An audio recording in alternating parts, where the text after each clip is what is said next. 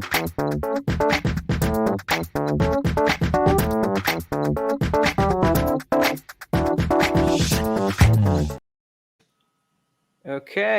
we are live, and welcome back to the Security Bread podcast. Once again, just a little introduction. This is a little project of mine where I invite cool people like Miriam today to just have a discussion about some recent, security news and try to, learn something in the process because I think personally that we can all learn a lot just in, taking us updated with. What's going on in the field of the information security and just the exchange of thoughts and topics with someone who knows a lot more than me, of course. It's really insightful. So hi Miriam, welcome, and how are you today? Hi, Giorgio. I am fine, but the weather took a, turn to the worse, almost snowing. So I wish the summer would be here already. Otherwise, I'm perfect. I'm very happy to be here and talk about IT security or cybersecurity with you tonight. Right.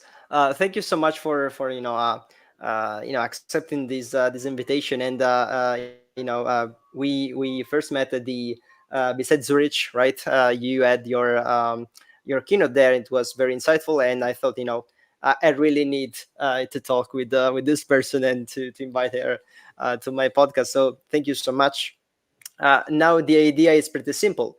We collected a bunch of security news from the last week or so, and I'm gonna introduce them. Actually, share my screen. So of course you can see this if you're watching this on YouTube, but this same episode will be re-uploaded on Spotify, Apple Podcasts, or whatever other platform you prefer. So unfortunately, if you're listening, you cannot see my screen, but I will talk about it. So where's my screen? Of course, I always have too many tabs. Where is it? This is the one. Here we go. Okay. Uh, Great. So first news of the day, as very often I do, there's an article from Crimson Security, a very suggested resource if you don't know it. And we start with something probably pretty simple, but I think there's a couple of interesting things to talk about this. So what the article says is that this is talking about Twitter, or actually X.com, as it should be called right now, and a recent feature they introduced, something that they probably thought it's not anything big, nothing very problematic, or that should or could cause any problem. But basically what they did was to rewrite any link that was posted on Twitter, right? That was referring twitter.com, okay, to translate and to change it automatically in x.com. Now, this is of course part of the rebranding. I don't know what we want to call it, and we were all expecting something like this at some point. But the thing is that even if it seems to be a pretty simple and not problematic feature, it actually caused a lot of not caused issues, but someone really found a way to, let's say, exploit this new feature, right? So the thing was that there was no check, let's say, on whether they were just posting twitter.com or anything including the twitter.com a string. And that meant that you could write anything like there are some example here, like fedetwitter.com, okay. And if you actually bought the domain and posted on Twitter, that changed in fedex.com, right? Because it was changing just the last part of the domain. Now nothing bad really happened as far as we know. A lot of domains were actually bought from legit organization just to defend themselves from possible exploitations of this kind of feature. But I think this is very interesting because once again, we have a very big corporation, something that is very famous like Twitter, introducing a new feature, something very easy from a day to the other. And it seems that no one really thought about what are the implications, what are the consequences of such small change. And I think this can open a very big conversation in, uh, just testing and thinking twice before pushing something in production when it comes to software or to any kind of product really. um, so I'll stop there for a minute and just ask you what were your first thoughts when reading about this. Do you think this is a big thing? Do you think this is nothing so bad, nothing so important? What do you think? I think, Giorgio, you already said, well, not much happened. And Twitter also realized fairly quickly, but also because of the ruckus they caused, and everybody was like going, are you crazy? And then they seem to have fixed it fairly quickly. But I think, as you also highlighted, it shows a few interesting things. First of all, the power of certain platforms that are just way beyond anything that should probably happen, where you have these hugely important platforms that are run by people that don't have a security mindset. And I mean, this is not the only one. We have many of those platforms. And there is always a difficulty between, the two sides of, I guess, anybody moving in this space versus, on the one hand, this economically focused one. Of course, people want to make money. And on the other side, the security aspects, which usually cost money, or at least are opposed to some of the economical thinking. And that is a huge problem in our world today. That, of course, digitalization is a great thing. We couldn't be without it, but to actually find this balance between, the positive, the benefits, and the risks, and really do that well is super hard. And not only because the communities don't really talk to each other. And you see that in so many different areas, even up to national security debates when it's about, banning certain companies or sanctions and things like that, where you also have extreme views. And that is in many ways not good for us, for the users or the consumers. Because, yeah, if there's no good balance in the end, we will lose out. That's actually so true, right? Like, especially for people working in the industry, right? The thing is that even though as an employee or as a consultant or something, you are paid by the organization, by the company, in some way your job is going, let's say, the opposite way of the principal interest of the company most of the time, right? Because of course you're trying to limit the possibilities, you are trying to put constraints and put things that really is complicating how to do business, right? Mm. So the the best interest at the moment apparently for Twitter is to change the name, change the brand, and call the platform x.com. And it seemed like a simple thing, but really very tiny changes, if not reviewed, if not double checked by a security engineer or anyone really um, working in cybersecurity for that organization, could have some impact. So we're really dealing with risk that any business choice could implicate, right?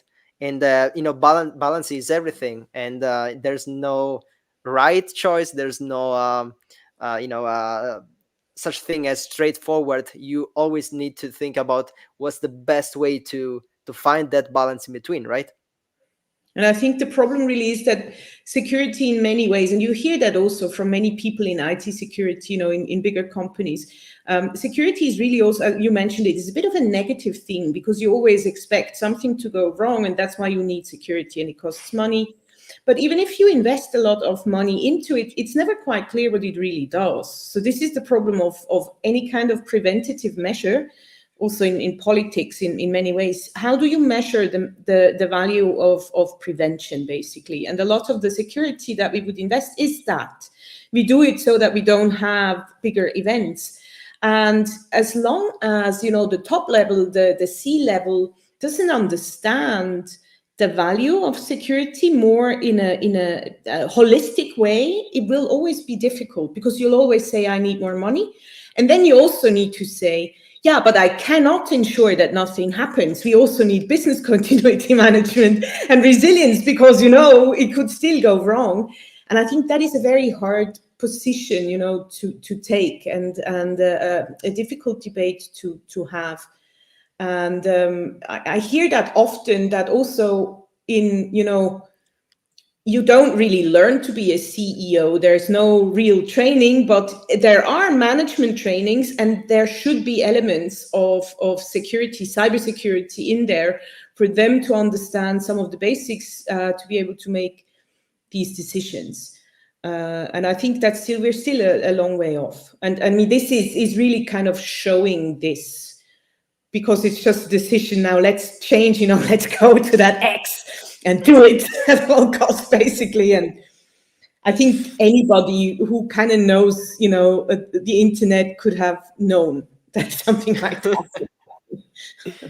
Yeah, that seems really a very, a decision that was taken very, very quickly and just implemented as quickly as the decision was taken.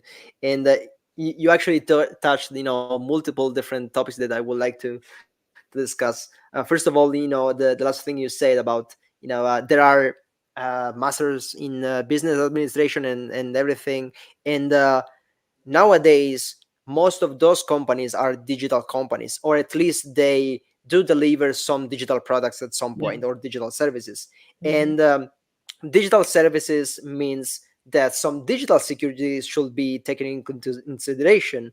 And I mean, I didn't check, I'm being honest, but I'm pretty sure there will not be a cybersecurity or information security, subject on those courses. And probably you're right. That's something that I didn't really thought before. That's kind of Yeah, very interesting thing. often. I mean, you might know this. It's also delegated. It's usually down there because they're in the basement. And it's really also considered, something that many people feel so uncomfortable about, actually, also in governments. They don't understand that cyber stuff. That's what they call it. So they delegate it away. But that is obviously a problem, because it is, it's so interwoven with, like, everything in business and in politics, that you need to understand it. And that is really something that I keep saying, that we need to have that much more in all kinds of education, at least, some basic understanding of how this world works. And there was another thing you mentioned before, the difficult position of someone who was really taking care of the security of an organization, right? In a position of the business itself. And I was thinking, in this specific scenario or similar scenarios to this, it becomes even more difficult when it doesn't not really include only the risk about your organization, Yeah. but risk about third parties. Because the thing here is that for a very rushed decision, the thing is that I cannot only affect Twitter itself, but I can probably use Twitter to make scams or phishing attempts to affect other organization. We did the FedEx examples before, but we a lot more can be done, and they were actually tried at least. So how do you how can you make the business people understand that I'm also trying to defend not only our organization but all of the others that we can affect, and we can be uh, I don't know, responsible for that as an organization, right? That's very hard. Actually, it reminds me of a completely different, like, not completely different, but of a different topic, critical infrastructures, which we started to discuss in the 1990s. And then, of course, you have these businesses who are critical infrastructures. And how do you get them to invest more? Because they provide essential services for society. So how do you get these business actors to actually, spend more money? You actually usually don't unless they see a certain benefit to them. But it also makes sense because it's not really their core business in many ways. It's actually they need to, their companies, so they need to make money, they need to employ people, they need to have products, etc., etc. So that is a big problem that we have in many areas when it's about security. And one of the things, sadly, for some people are regulations. So it's the only way that you actually start forcing people, or you start to change the incentives. Of course, regulations is one of them, but you could also think of other incentives where you bring, people to be more mindful about certain things. Uh, and I think that's the only way. So as soon as it becomes clear that not doing something has some kind of negative repercussion, and of course customers can also take that role, and we've seen that also. When customers are very unhappy about certain practices, then sometimes they have power over a company and their decisions. But unless there are these events or very mindful people potentially in a company, you don't have a lot of change. But I also have empathy for companies and the people that run companies, because for us in the cybersecurity field, cybersecurity is everything. It's clear, it's the most important thing. But if you have a company, there are so many risks. I mean, also for Twitter, sorry, X, there's also so many additional things to think about, in their daily business. And if they do a risk management, that it is sometimes not quite clear where to place cyber from a different perspective. And that I also understand. So I think we also need to kind of be just aware that different people might have different perspectives, and then kind of work with them. And it's a very complex kind of environment where you have so many different interests that converge, even on a platform like X. As you said, there's so many different interests attached to that go far beyond just the platform. I mean, there's obviously also this discussion whether certain platforms are so important that they should be placed under a certain particular rules, because they're almost like, again, essential services. But there's probably only the government that can then, do something to that regard. And that in many Western countries is just a no-go. We don't want regulations because also of costs and all kind of different, if we don't have to. So I don't think there's an easy solution to your question, and what to do with this responsibility that some companies have. This is a kind of conclusion we very often have in this podcast. And my phrase is always, um, very difficult and complicated or complex topics often does not have any a good answer yet, because that's the value in the conversation. Because if there's not an answer, I can just learn discussing about it. So still, I'm pretty happy with the conversation. And just to add to what you said before, the thing is that when you start to talk about security, essentially you're slowing down any decision, any movement, any change that an organization can do. And that's also what regulations are going to do. And if some governments do not want to push with regulations, essentially is also because maybe they do not want to slow down the major businesses of the country or whatever. So yeah, Yeah. it's really complicated. And you know I just wanted to mention this.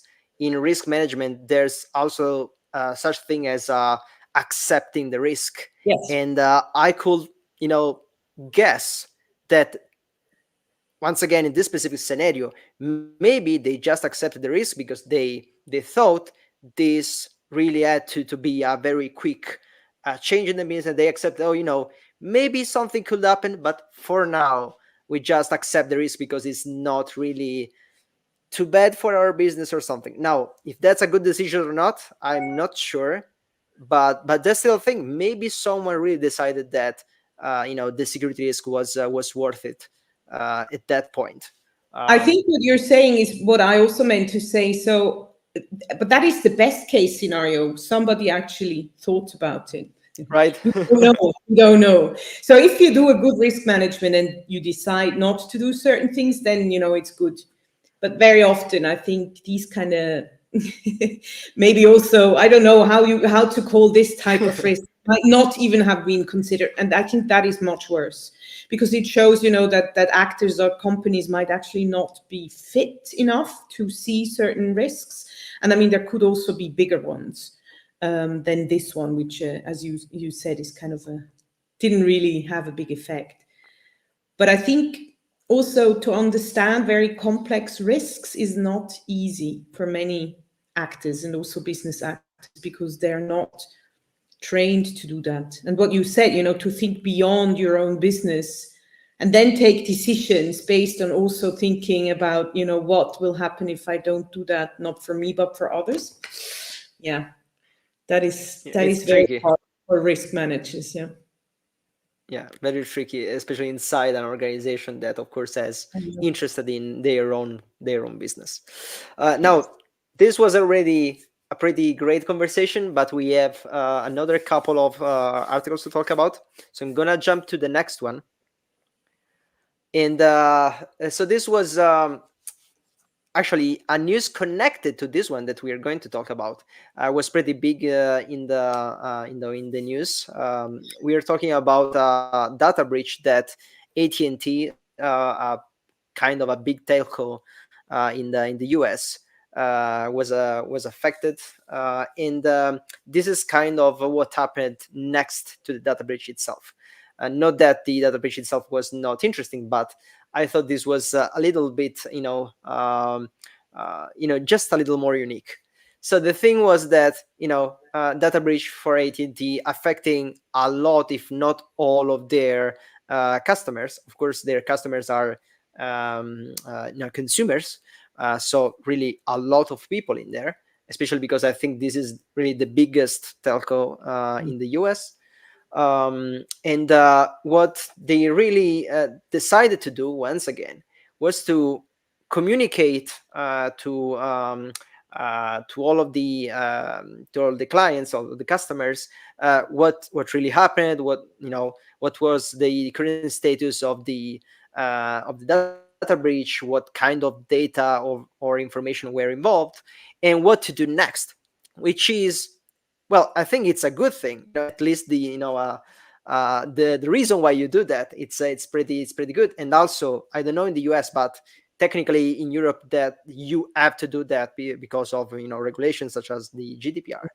Um, Mhm. the thing is that, once again, they did not think too much about how to run the thing, so how to do the communication, because what they did was to basically send an email to all of their customer all at once, and we are talking about tens of millions of emails all at the same time. um, and this is just, per se, it's not really a good choice to do. But the other thing was that they included a link in the email, and we're going to talk about that as well later. They included a link to a third-party service in order to help the customers protect their data online with that kind of service. And I think that third party started receiving so many requests, so many people just clicking on the link and opening the website, that basically they overwhelmed their infrastructure with too many requests. And basically, this is what we usually call a DDoS, or distributed denial of service. That is a very bad thing. They basically almost shut down the service itself. So in order to fix an issue caused by a data breach, they really caused another big issue to one of their partners. So once again, we're talking about a third party risk, and how to implement fixes. Um, Now, this is already pretty mind blowing for me, but once again, I'm going to ask you, what are your thoughts about this? So this one I thought was a bit funny. It made me laugh. um, Because I mean, even more extreme than with the Twitter case, this is clearly, completely unrelated people that had to decide, or I don't know, maybe the legal department or whoever is in charge of sending out these breach notifications. And I am absolutely certain that nobody even thought for a second that this could happen. I mean, it's amazing that they could send out 70 million emails at the same time. I mean, that is already quite a mass, as you said. But to be aware that you should do that, staggered, or at least, give that you would actually cause somebody else harm that way. It needs knowledge that I'm pretty sure these people didn't have, because they, as you said, they needed to comply with the regulation, breach notification. So do that, done, bang. And they were really nice to actually offer a free service.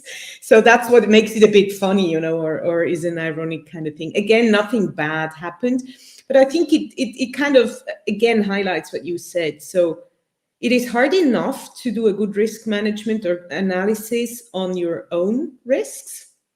But if you have to start considering third party risks of people that you might not even, that they're not your clients in that sense, or even worse, you're actually think you do something very positive and then you cause harm, that is super tricky.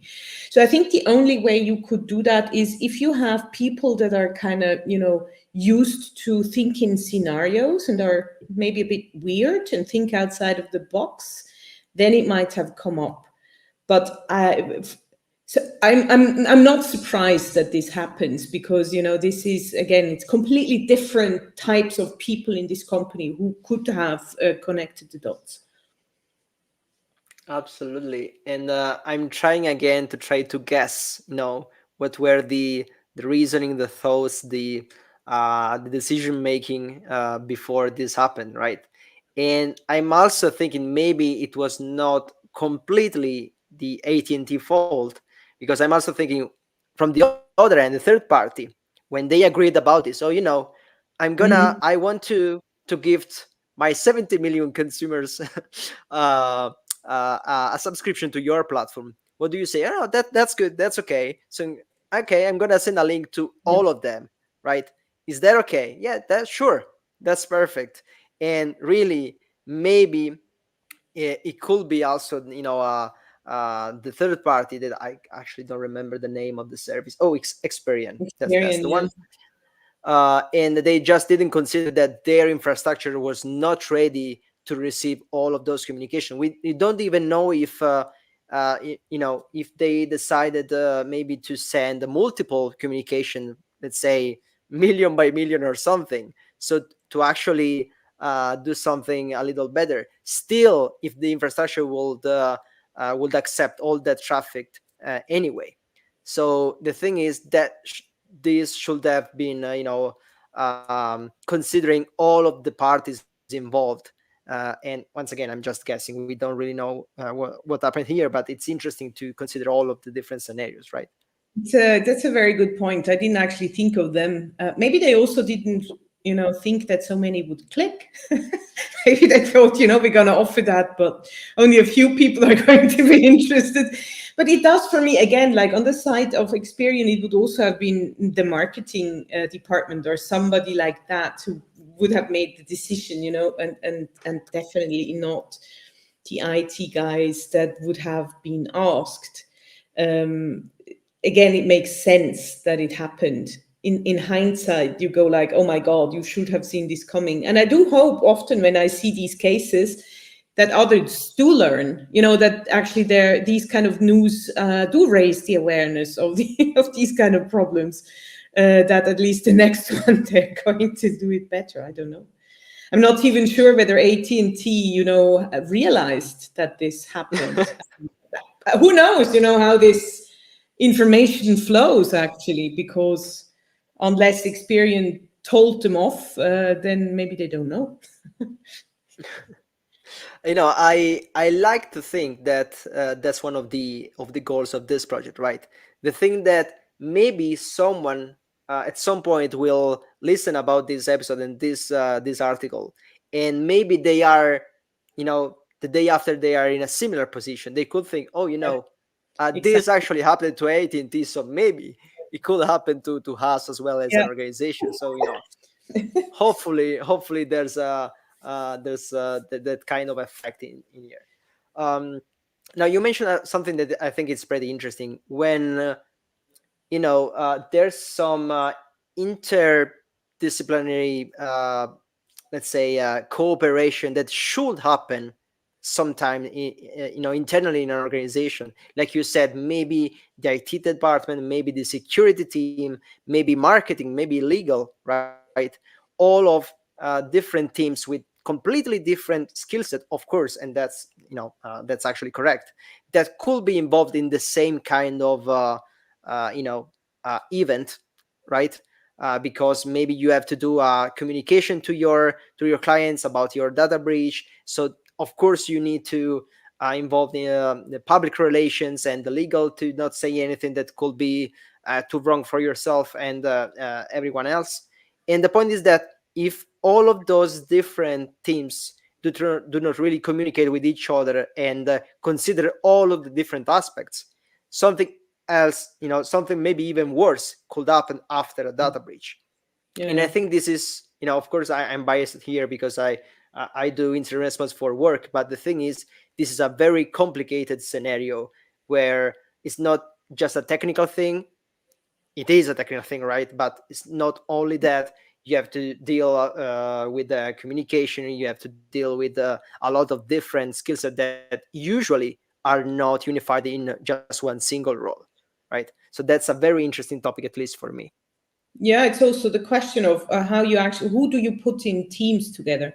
And here you would have had, somebody at AT&T or Experian realize, oh, wait a minute, well, this could actually go wrong. And you need a different type of knowledge, but you need to kind of have this bridge knowledge somewhere in between where you understand, regulations and what needs to be done, but then also think about the people that receive these emails and how they would act. So this is even, another aspect. And I think that is one of the problems we have also in education, that of course we educate people, in the silos. You need to be an expert in something.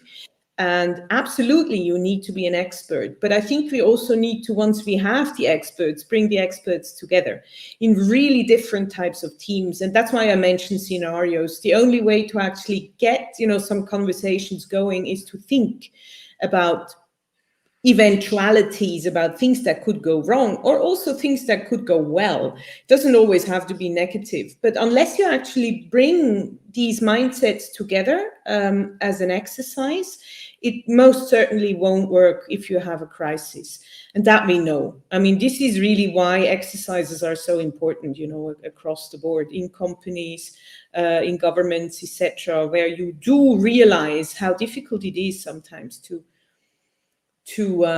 think beyond what you're trained to do and trained to see. You're absolutely right. And I just yeah, before we jump to the next news, I really have to mention another thing that happened here that maybe was not mentioned specifically in the article, but I really feel we should. And the thing is, you're sending a communication after a data breach to your clients, even to just reassure them that it was not that bad, and yet you decide to include a link to a third party. Now, maybe this is just a problem to me because I'm biased because I work in the industry. Of course, not everyone is working in the industry, but please, everyone knows that this is the perfect way or just the perfect scenario for a phishing email, right? When I just say to you, oh, everything is good, just click on this link and everything will be fixed, right? That's exactly what attackers do. And you, as the company affected by a data breach, I really think that's the last thing you should ever think about. And that's not only an IT thing. I refuse to consider this an IT thing anymore, because everyone have seen scams on social media or whatever. So even if you work in marketing, you should know that you know there should be another way to to indicate to your customer to go to Experian and set up an account with a code maybe or something. Do not include that link, please, please. And I hope I'm not the only one that's bothered by this.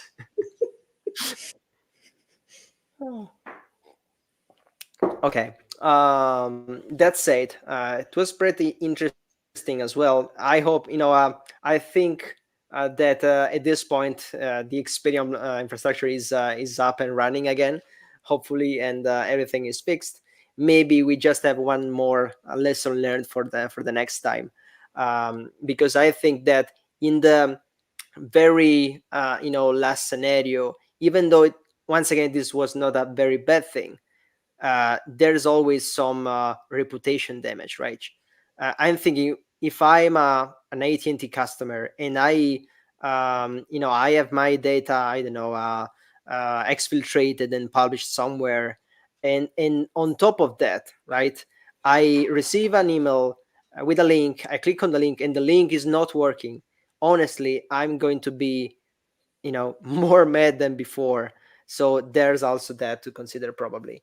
But yeah, that's also on top of all the other things that we already discussed. um so if you're okay with this, we probably can jump to the final news for today. Even though once again the first two were pretty easy, I think, in the topics, yet we had a very insightful conversation so far. And if you watching this or listening this do think the same as me, please consider maybe subscribing to the YouTube channel, or just sharing this episode with a friend that could be interested as well. And if you didn't yet, maybe go have a look at the previous episodes, because we already did plenty of them.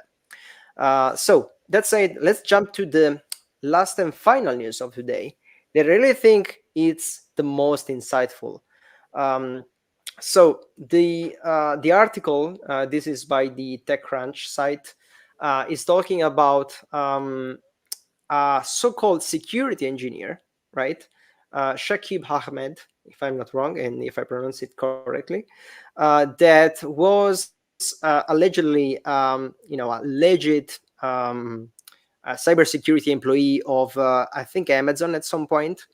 So let's say someone who is working, as a the right side of the cybersecurity scenario, right?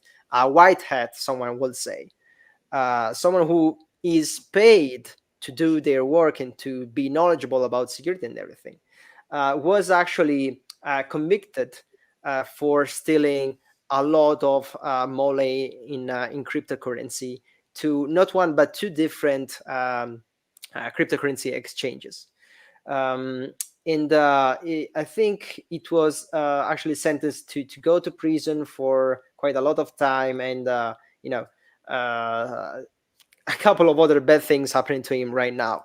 Now, the thing that I want really to focus on is this question I really had in my head when I was reading this. What really takes someone who is already paid to do cybersecurity, work in cybersecurity? Possibly, I don't know what was their specific role. Maybe you could be, let's say, a penetration tester. So you're actually uh, that's the dream of many people, actually breaching companies and be paid to do it, right?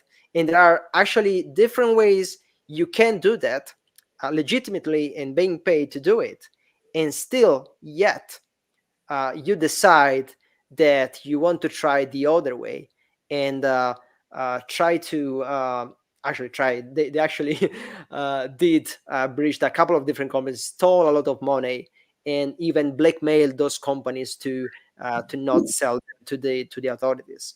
So what really brings this kind of person to take the risk, let's say? So that was my big question in my head when I was reading this.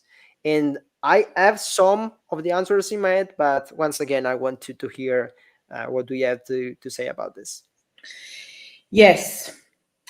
Um, I think, well, first of all, one of the answers is human beings are flawed. Many of us are very flawed.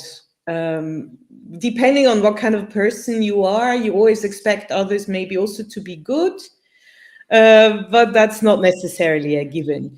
And of course, not everybody is a criminal, but lots of people actually have criminal energy, and under certain circumstances, that criminal energy comes up. And it has always been one of the key issues for cybersecurity, the insider threat. Now, this is not necessarily an insider threat, but he could have been, because these people are in companies that have positions where they actually have access to, very valuable information or tools, etc., have always been high security risks. Now, this is about the happiness of people and the greed of people. We don't know what happened in his life. I don't know the person. He seemed to have worked at Amazon, but not at the time that he actually did these scams. So who knows? Maybe he lost his job. It's possible. And then, you have these skills. And the interesting thing is there are, white hats. I'm not sure if you can actually call them white hats, but that are people that think, they have a right to do this kind of thing Mm. because they are in a position where they can. So this is also a bit of an arrogance problem that some of these people have, almost, because they actually see what can be done. They think they can fix things, so they do it, and it's of course highly criminal.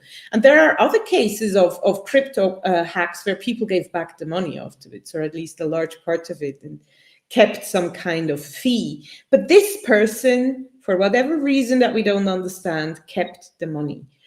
And very unfortunately, and I know that from my work also with intelligence actors, and uh, this the psychological aspect also of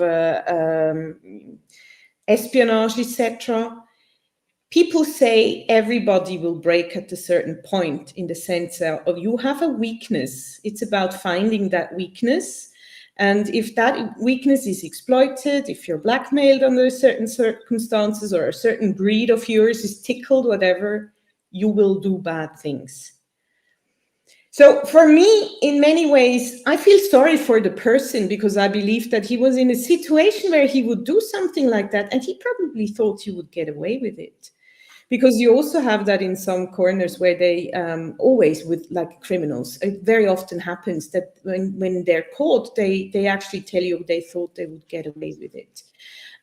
Also, with crypto scams, etc., many people still think you're untraceable, they will not catch you, etc., etc. So that would be my explanation. Very much of it human psychology that is flawed, and then probably circumstances and opportunities where he just saw that he could do something like that. And maybe also he felt that these two companies didn't, treat him well enough for him to pay back the money, for example. That would be my explanation. But now you can tell me your explanation. No, I mean, you're definitely right, right? We don't know what was the situation of the person in the moment that they decided to do this. So once again, we can just guess. Um, and of course, there's a lot the thing that everyone actually get away with it. So why not me? You made me think that the article actually mentioned this. Um, this kind of operation where you hack into an exchange, steal the money, and then decide to give most of the money back, but with a fee that you are keeping in exchange of, just do not say this um, to the Yeah, for your authorities, and services, you showed, the weakness, so you did a service, even though nobody right. wanted to do it. Yeah, in some sort of corrupted bug bounty program or something. uh, it even has a name, and if it has a name, it means that multiple people are already doing it and probably getting away with it. And I think there's part of it, right? If other people are doing it, why not me? Because I have the skill set, I have the competencies to do that. So why not? And you actually made me realize something, right? It's even worse probably if you work in the industry, not only if you have the skill set, because I think those are two different things, right?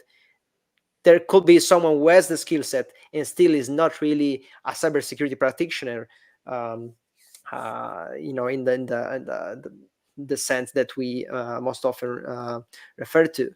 But if you are working in the industry and your job, like every day for a lot of hours, you are actually studying how attackers do their thing and what they do, and also, and that I can see that I do that. You see how much money criminals actually do when Yeah. they eventually are successful in their thing.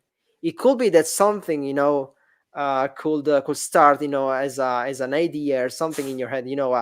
Yeah, I'm paid, but those people right there are running a single attack and making a lot more money than me. So is that right? Should that happen in that way?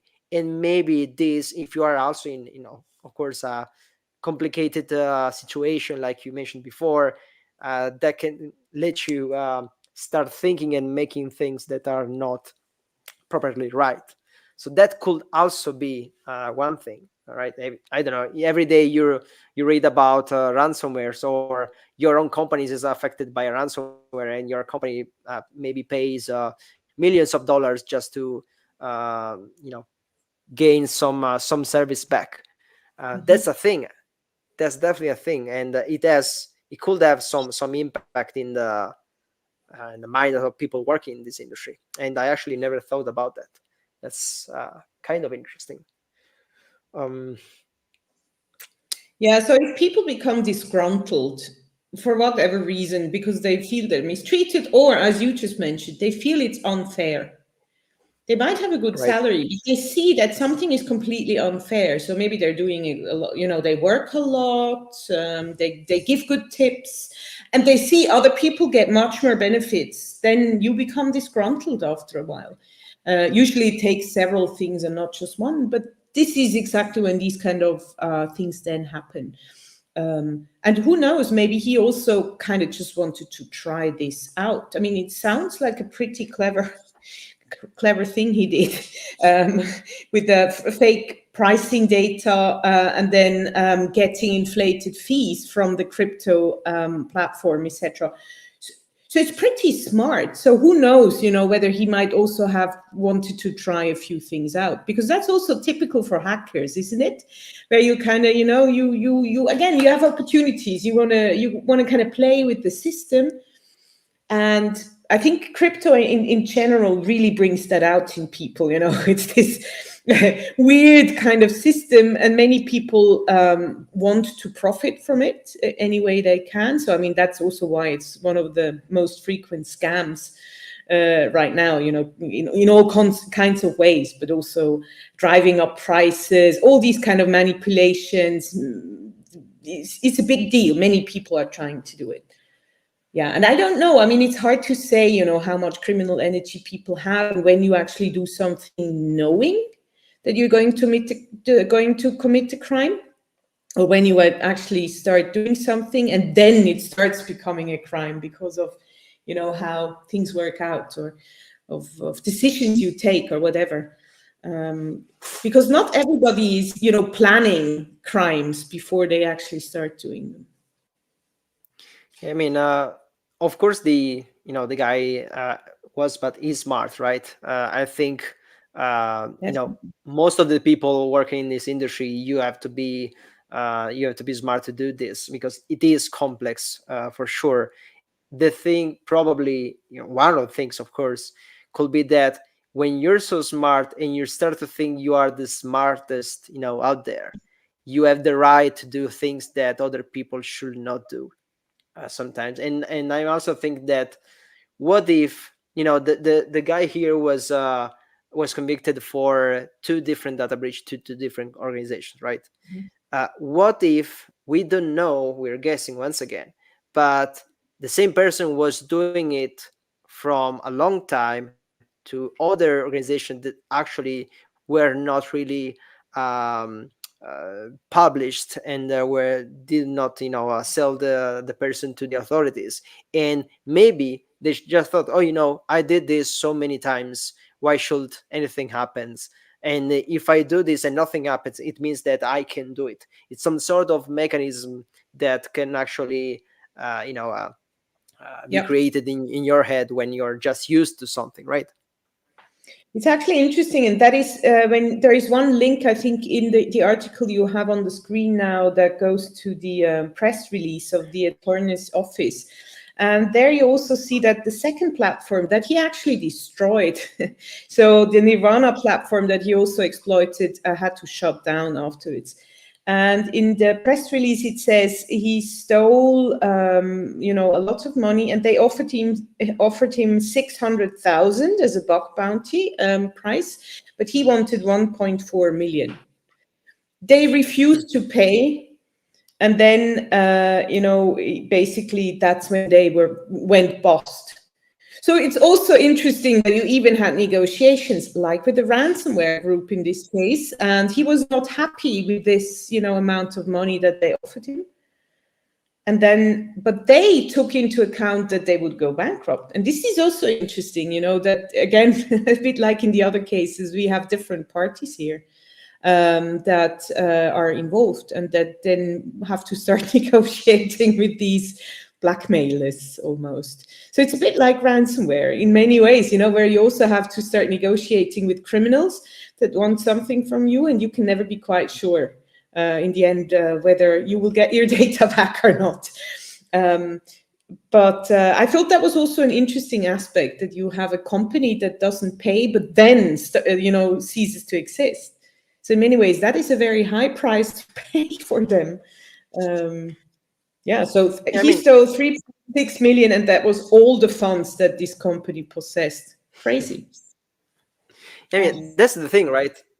This is not only similar to what ransomware attacks actually are, but the thing is that I will probably bet that this person knows how ransomware usually work, and the fact that there's a lot of negotiation, going on in those things that you know ransomware groups actually have some people who are especially skilled just to do the negotiation part, right?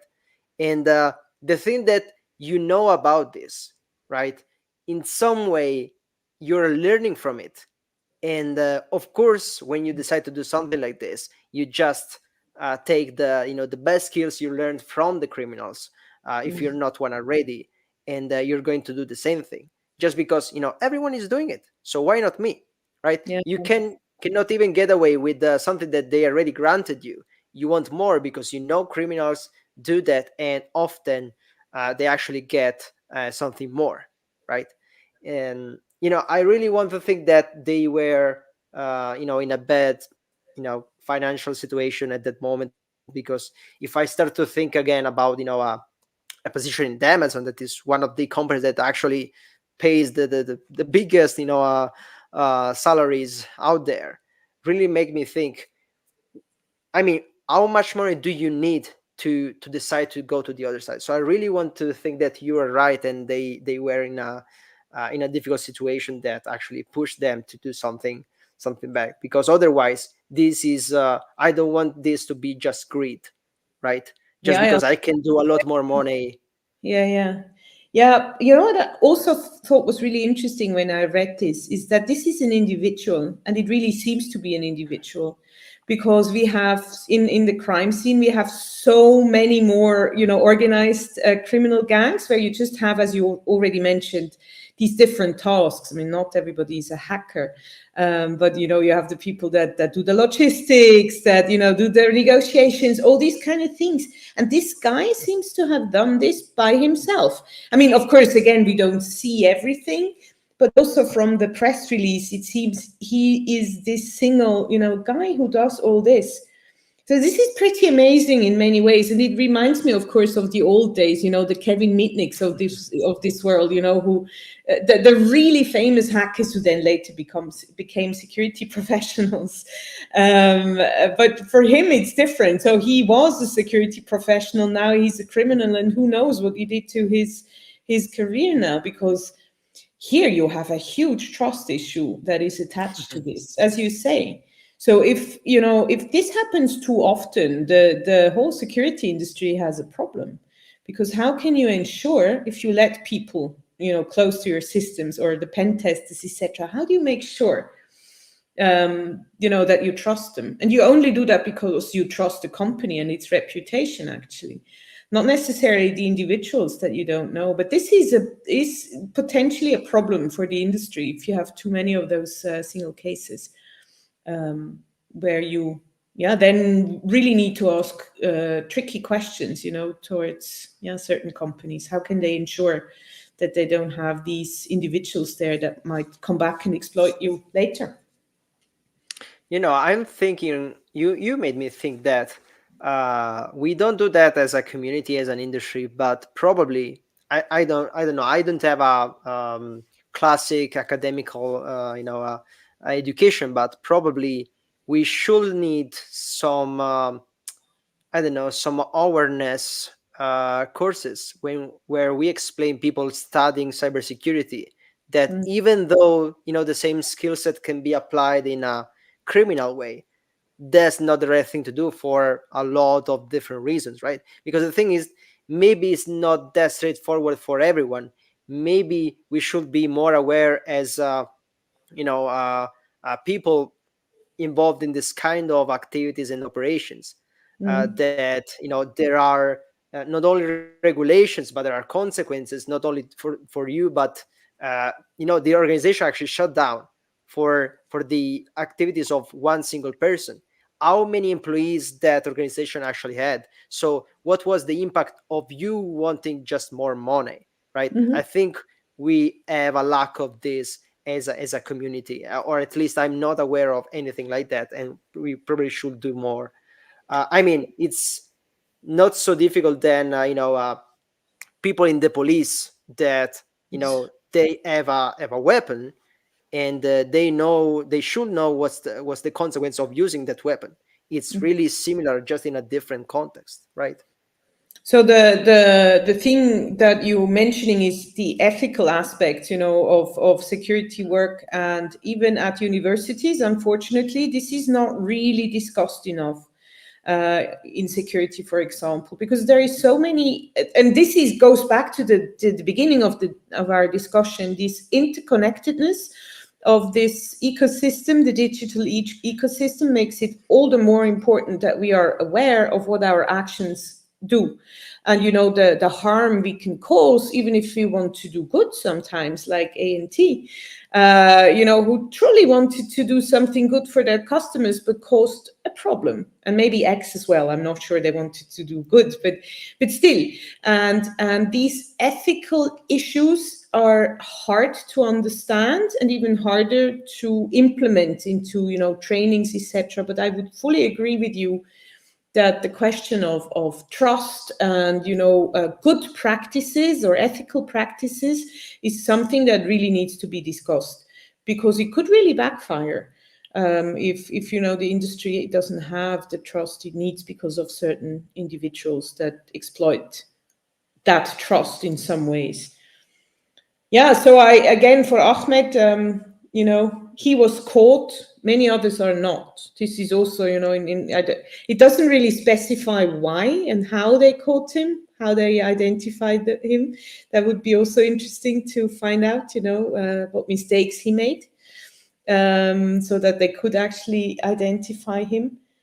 But yeah, it made me very thoughtful, to see the dimension of this, the amount of money he was able to steal, and this whole, again, ecosystem of security and trust that's behind it, that in many ways got destroyed through these actions. Yeah, I mean, once again, I think it's important once in a while reading about, criminals actually get caught, right? And it's true that most of them are actually still out there, still doing their thing. But the point is that, there are consequences. This is not exactly what you should do for many different reasons. And of course, once in a while, and when we do our thing right, we can get them. So the thing is, once again, this is, let's say, this is the way to just to communicate, to everyone that is listening or watching to this, that there are good ways and bad ways to do things, and if you do things in bad ways, there are multiple different consequences for you and also for all the people you impact. And that said, I think, unfortunately, our time is done for today. Miriam, I don't know how much to thank you for this, because it was so insightful, and every time I'm so surprised of what starts with a few articles, not so very, they are not so interesting by themselves if you just read them very quickly. But if you can discuss with someone else, especially with someone with a different thoughts and background and knowledge, it makes it very, very different, very, very interesting. So thank you so much for that. Thank you so much for having me, Giorgio. I had a great time. And as you just said, it's always great to discuss things and bring different perspectives together. So thank you for your podcast as well. Thank you so much, and thank you for everyone watching this. Once again, consider subscribing if you liked it, and see you at the next episode. Bye, everyone.